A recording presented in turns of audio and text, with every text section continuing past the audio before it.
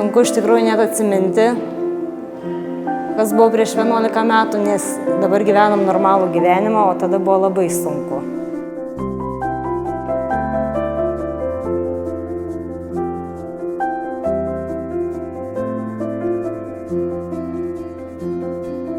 Ne dėl to, kad gimė toks vaikas su negalia, o dėl visuomenės požiūrio į tokį vaiką. O tas požiūris prasidėjo pačioj ligoninėj, nuo gydytojų.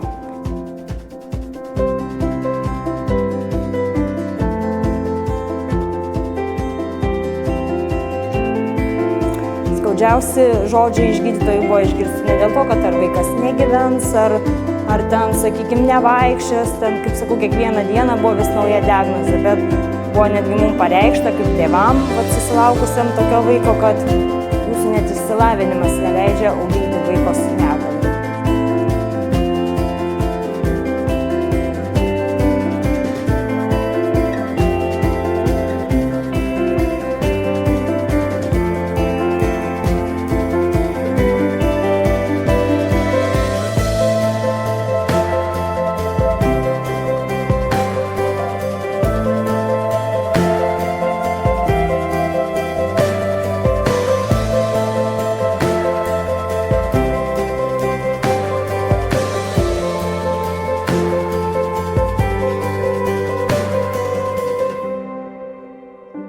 Sėdėjau ir galvojau, tai dabar man tą vaiką mylėti ar nemylėti.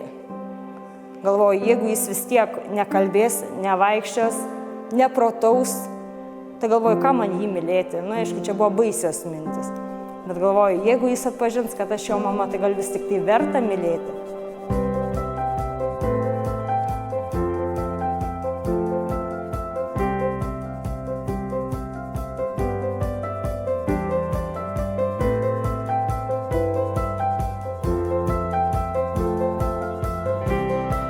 Bet aišku, čia buvo tik pati pradžia, paskui sutikom nuostabių gydytojų.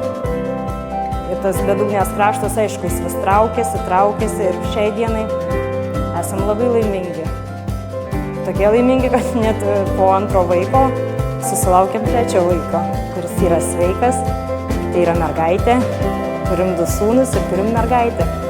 Esam labai laimingi.